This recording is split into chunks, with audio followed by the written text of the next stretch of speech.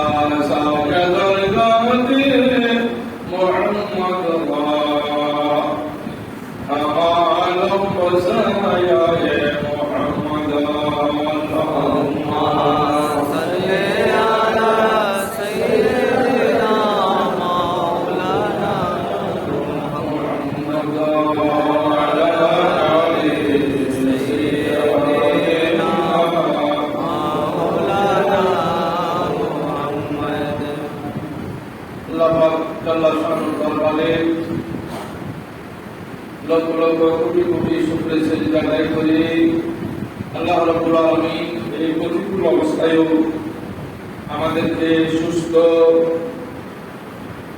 শরীরে রেখেছেন এবং সুন্দর জীবন দান করেছেন। একবার বলি আলহামদুলিল্লাহ।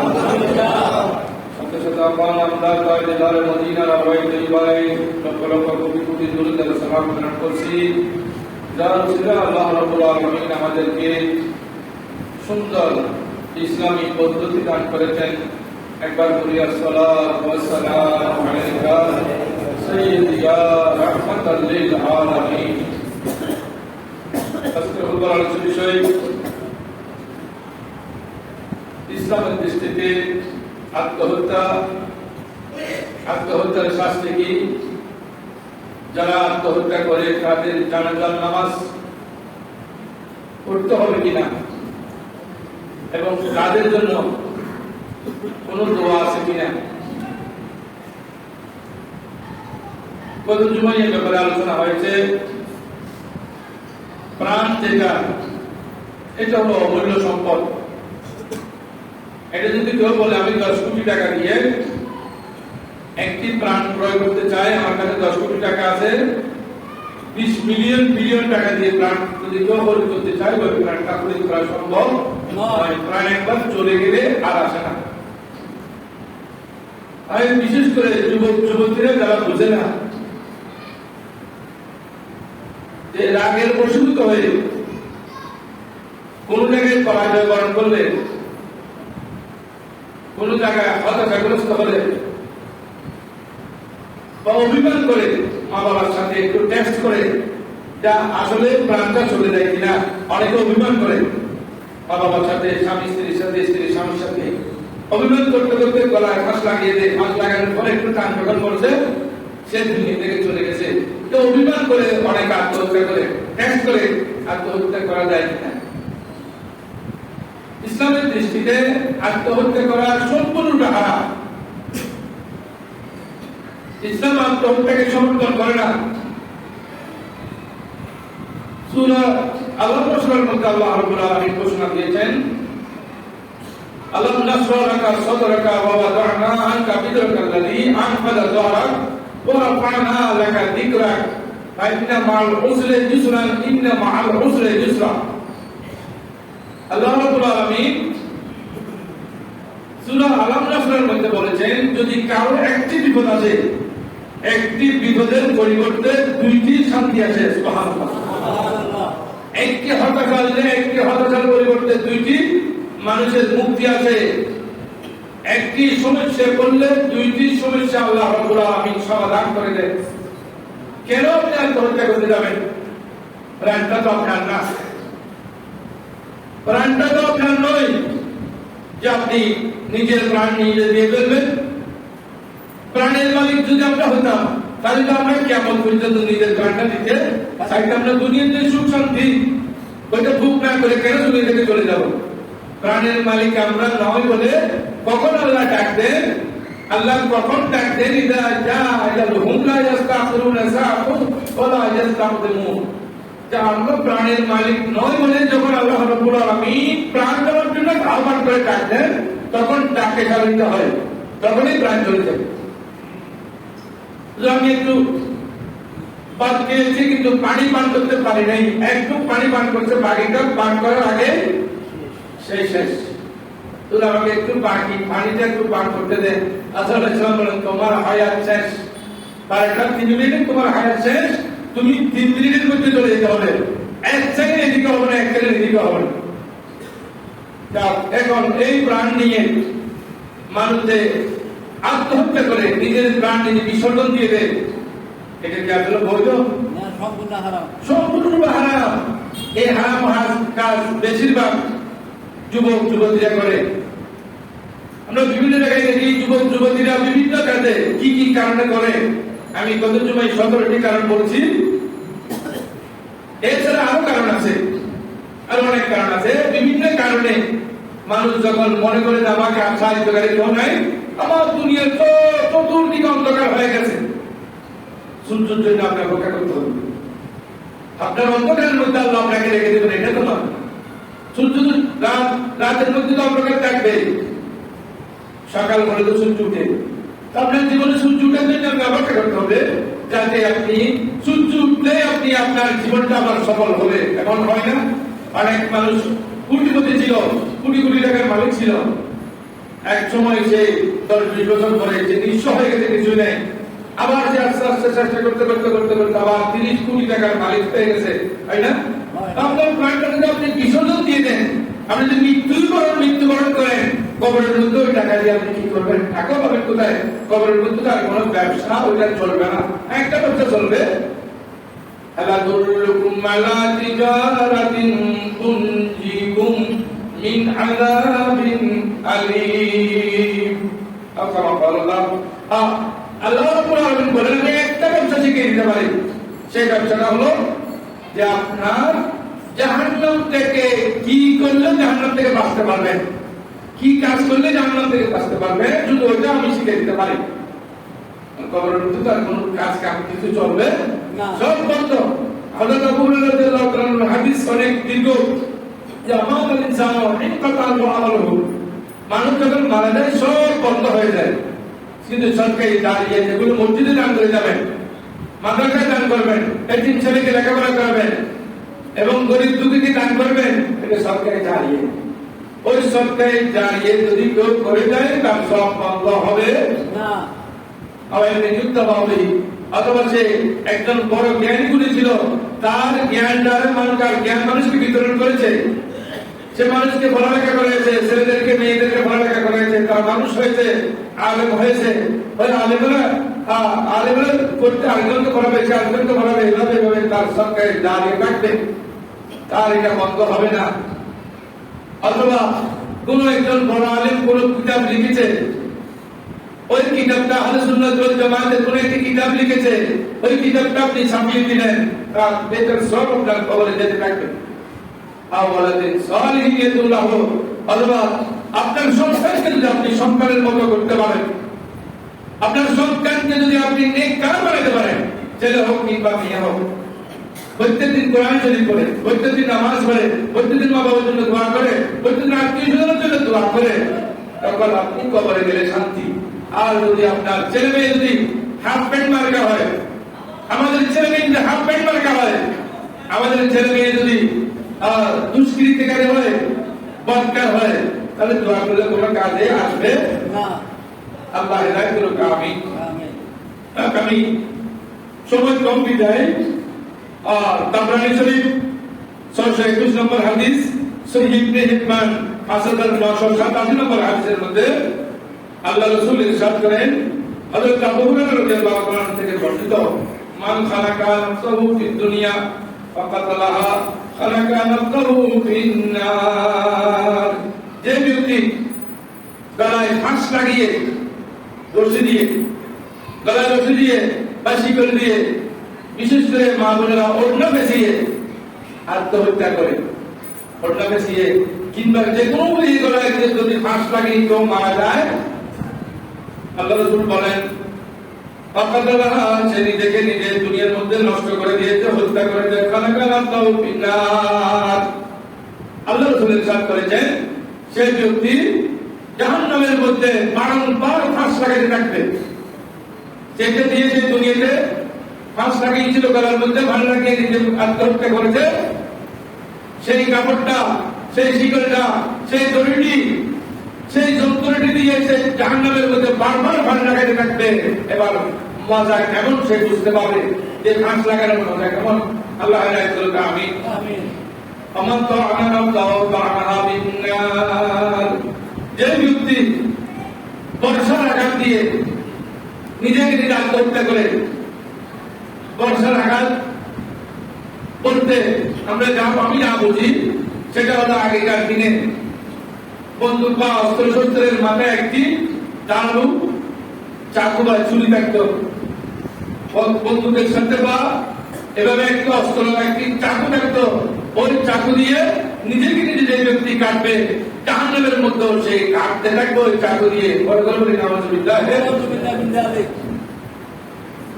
ফাঁস লাগিয়ে মারা গেলে, চাকু দিয়ে, তলোয়ার দিয়ে গলা কেটে যদি কোনো মানুষ মারা যায়, গরু ছাগলের মতো মৃত্যুবরণ করে, সেই ব্যক্তি মৃত্যুবরণ করার পরও সে এখানে কবরের মধ্যে কোনো শান্তি তার হবে না। আল্লাহ রাব্বুল আলামিন তাকে সেখানে কষ্ট দিতেই থাকবেন এবং সেই কষ্ট পেতেই থাকবে, কারণ সেই ব্যক্তি যে মারাত্মক কাজ করেছে, আর সেই মারাত্মক কাজের কারণে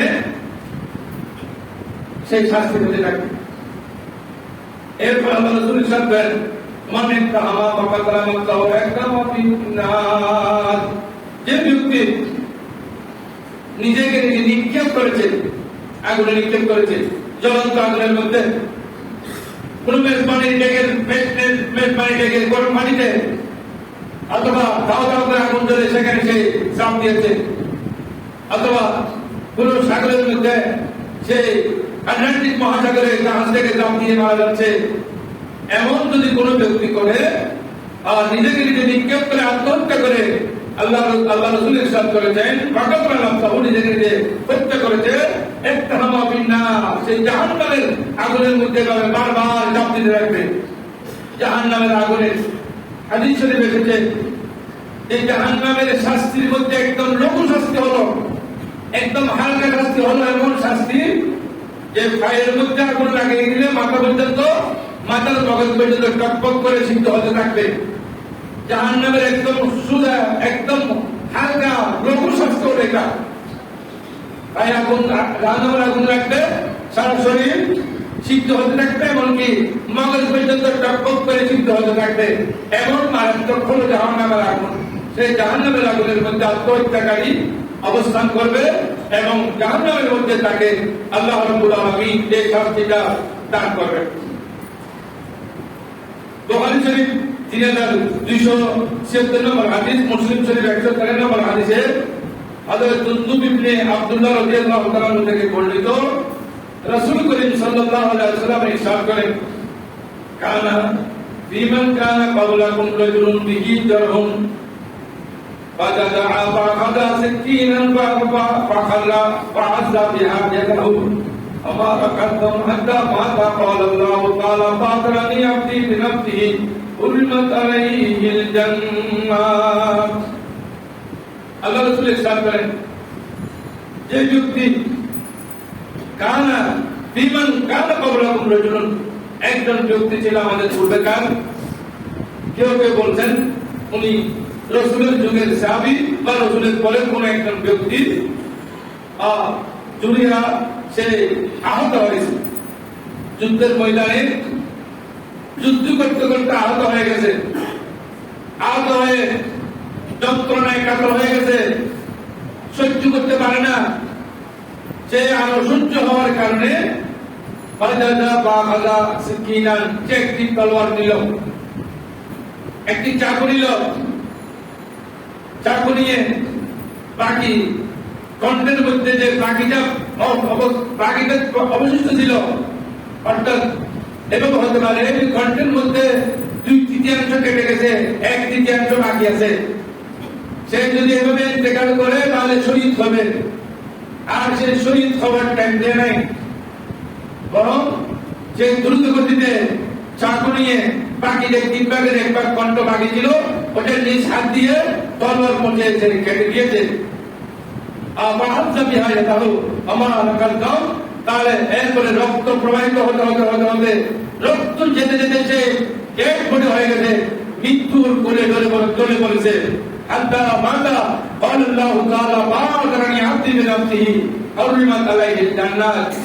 হয়তো সে 1 ঘন্টা পরে ইন্তেকাল করতো বা 2 দিন পরে সেই শহীদ করে যেত, যদি নিজে নিজে যেভাবে আহত হয়েছে সে আহতের উপর যদি ঠিক থাকতো, হয়তো সে 2 ঘন্টা পরে, 6 ঘন্টা পরে বা 2 দিন পরে বা 5 দিন পরে যে ইন্তেকাল করলে শহীদ হতো। এখন সে দেরি করে নেই। আল্লাহ বলতেছেন বাদারানি আব্দি, যে আমার বান্দা তাড়াতাড়ি করেছে নিজের প্রাণ নিজে দেওয়ার জন্য, বেরোচ্ছি নিজের প্রাণ নিজে বিসর্জন দেওয়ার জন্য তাড়াতাড়ি করেছে, অথচ সে অপেক্ষা করলে শহীদ হতো। এখন সে এটা করে নেই। পূর্ণিমাত আলাইহিল জান্নাহ, আল্লাহ রাসূল বলেন সেই ব্যক্তির উপর জান্নাত হারাম করা হয়েছে। আল্লাহ এবং রাসূলের বিধান মতে সেই ব্যক্তির উপর জান্নাত হারাম, সে এখন জান্নাতে যেতে পারবে না। কারণ কি? সে নিজের প্রাণ নিজের বিসর্জন দিয়েছে।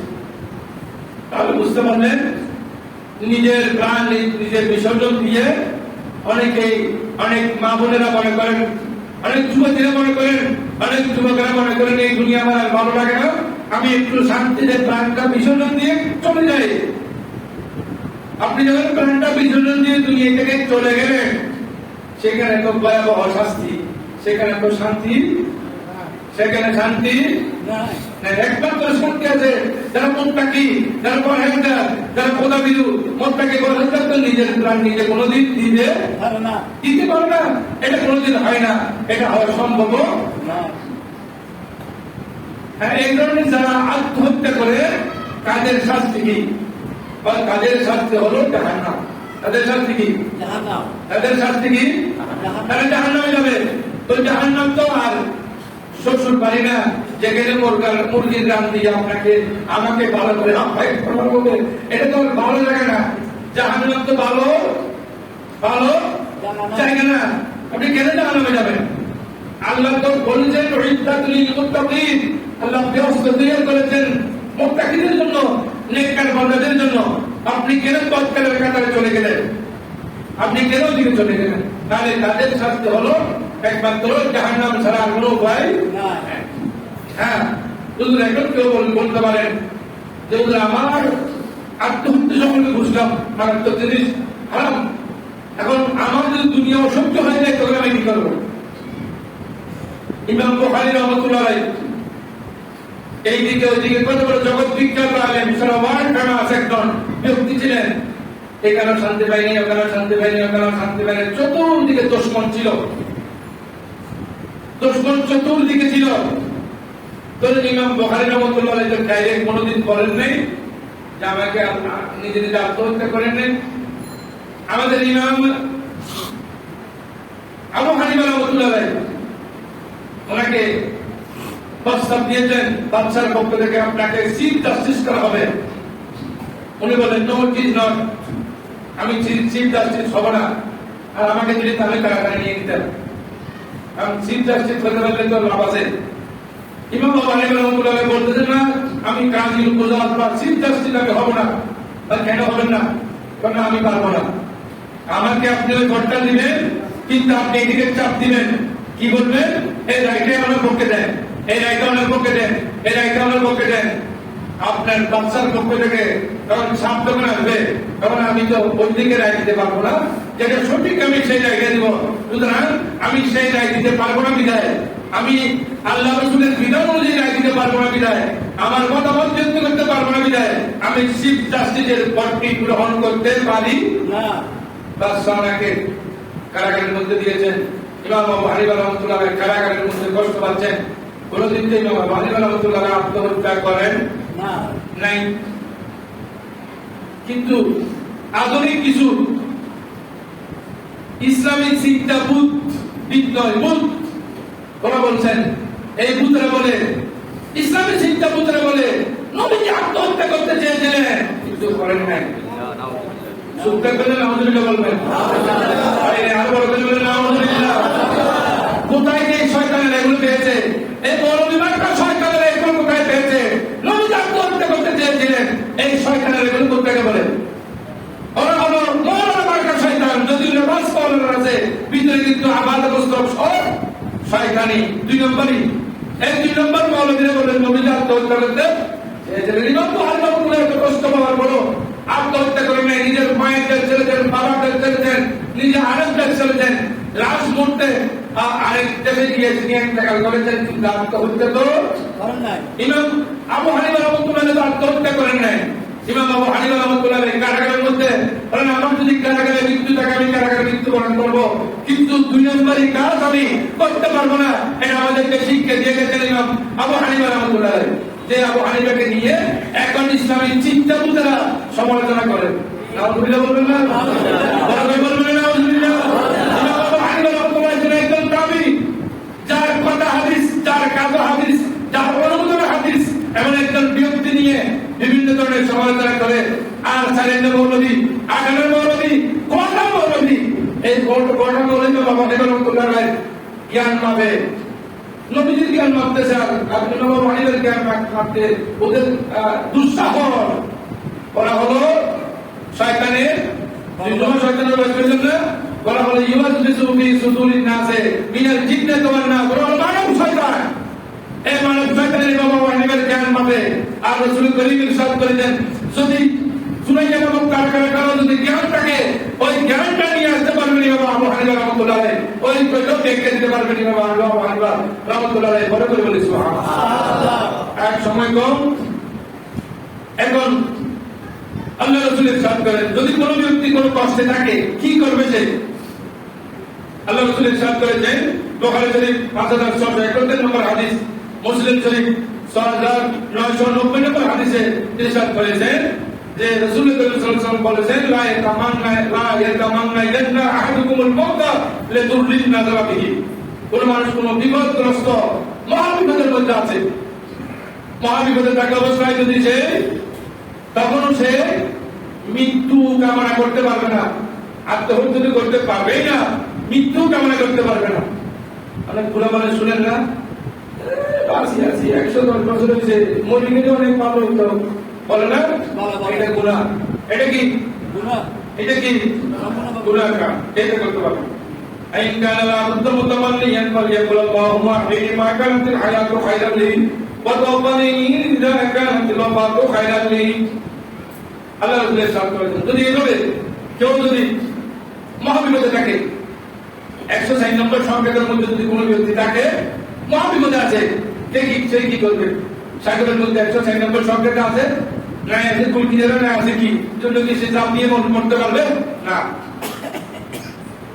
বা এস্তলবাগে আছে, সে কি মরতে পারবে? মহাবিপদে থাকলে না, মরতে পারবে না। কি বলবেন আল্লাহর কাছে? আল্লাহ আমার জন্য যদি হায়াত যদি কল্যাণ হয় তাহলে আমাকে হায়াত দান করেন, আমাকে জীবিত রাখেন। আর যদি আমার জন্য মৃত্যু শ্রেয় হয়, মৃত্যু যদি কল্যাণকর হয়, আল্লাহ আমাকে মৃত্যু দান করেন। বলে সুবহানাল্লাহ। এতদূর করতে পারবে। আল্লাহ জানেন আপনার হায়াতের মধ্যে কি আছে, মৃত্যুর মধ্যে কি আছে, আমি জানি না, আপনিও জানেন। এখন আছেন আত্মহত্যাকারী জানাজা পড়াতে হবে কিনা? হাদিস শরীফ দেখা যায় আল্লাহ রাসূল ইরশাদ করেছেন, মুসলিম শরীফ 2309 নম্বর হাদিস, আতান নবী সাল্লাল্লাহু আলাইহি ওয়াসাল্লাম বিরাজুলিন উদিয়া নবী সাল্লাল্লাহু আলাইহি ওয়াসাল্লাম বিরাজুলিন। আল্লাহর নবীর কাছে একজন ব্যক্তির লাশ উপস্থিত করা হলো। আতরা নাফসাহু বিমাশাকিসা, যে ব্যক্তি নিজের প্রাণ নিজে দিয়েছেন তরবারির ফলা দিয়ে, তরবারির মুখ দিয়ে এমন করে গুতে মারতে মারতে নিজের প্রাণ নিজে দিয়েছে। এমন ৭২ লাশ নবীজির সামনে উপস্থিত করা হলো জানাজা পড়ানোর জন্য। ফলম ইসল্লি আলাইহি, নবীজি তার জানাজার নামাজ পড়ার নাই, তার জানাজার নামাজ পড়ার নাই। আরেকটা হাদিস শুনেন, তাবরানী শরীফ ১০৯২৩ নম্বর হাদিসের মধ্যে রয়েছে, ইন্না রাজুলান মিন আসহাবিন নবী সাল্লাল্লাহু আলাইহি ওয়াসাল্লাম সাহাবাতহু জারাহুম ফালামাত বিহি, একজন রাসূল করিমের সাহাবী যুদ্ধের ময়দানে বেশি আহত হয়েছে, এইদিকে চতুর্দিকে ছিঁড়ে গেছে, শুধু প্রাণটা আছে, শুধু কি আছে? প্রাণটা বাকি আছে, বাইরের দিকে ছিঁড়ে গেছে। ফালামাত, তিনি ওইদিকে এগুলোর কারণে ভীষণ কষ্ট পাচ্ছেন, ভীষণ কষ্টের মধ্যে আছেন।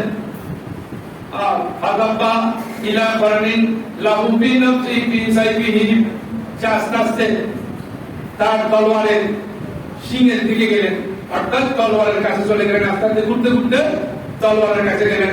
যাওয়ার পর পাকাদা মুশকাতান ফাকাতালা নাফসাহু, তলোয়ার নিয়ে আর যেটা বাকি ছিল সেটা নিজে নিজে কেটে দিয়েছে। কেটে আমাতা আলাম সে নিজে নিজে ফাকাতালা নাফসাহু, নিজেকে নিজে হত্যা করেছেন। আগে তো বলছিলাম যুদ্ধের ময়দানে যুদ্ধ মানে কি? আমাদের দেশের ঘাটি যদি লাগে, এটা যুদ্ধ নয়, এটা যুদ্ধ নয়। এই ঘাটিকে দেখতে পারেন আমাদের, তারপরে যে উদাহরণস্বরূপ 40টি ঘাটি আছে, এক পার্টির লোক আরেক পার্টিকে মারতে গেলে শহীদ হবে, এটা শহীদ নয়। নাউযুবিল্লাহি মিন যালিক, এটা কি? এটা শহীদ নয়, এটা হত্যা। ওই হত্যা যাই করে তার সেই ব্যক্তির জন্য জাহান্নাম ছাড়া কোনো উপায় নাই। পার্টি ঝগড়া লাগলে একজনকে মারে দিবে, এক পার্টির লোক আরেক পার্টিকে মেরে দিবে, ওইটার নাম শহীদ নয়। বরং মুসলমানদের সাথে বিধর্মীর সাথে কোনো যদি যুদ্ধ লাগে, তখন দেখা যায় সেটা ছিল রাসূল করিমের যুগে, এখন আর সেটাও যুদ্ধের হুকুম, এখন সেটাও বাকি নাই। যদি যুদ্ধের ময়দানে যদি এই উহুদের যুদ্ধে, আপনার বদরের যুদ্ধে, খন্দকের যুদ্ধ, যুদ্ধে, এই যুদ্ধগুলো হয় সব মুসলিম এবং নন মুসলিমের মধ্যে, তখন এটা শাহাদাতের পর নাম, এটার নাম শাহাদাত। আর কোন জায়গায় কোন একজন হিন্দু ব্যক্তি মুসলমানের উপর আঘাত করেছে, আমরা সবাই মিলে গিয়ে ওই হিন্দু বাড়ির সবাই মেরে ফেললাম, নাউযুবিল্লাহি মিন যালিক, ওটা শহীদ নয়। আপনি কোন ব্যক্তির উপর আঘাত করা, কোন বিধর্মীর উপর আঘাত করা কেউ কি দেবে নাই, সম্পূর্ণ হারাম। এটা হারাম সম্পূর্ণ। আরেকবারের উপর আপনি আঘাত করবেন,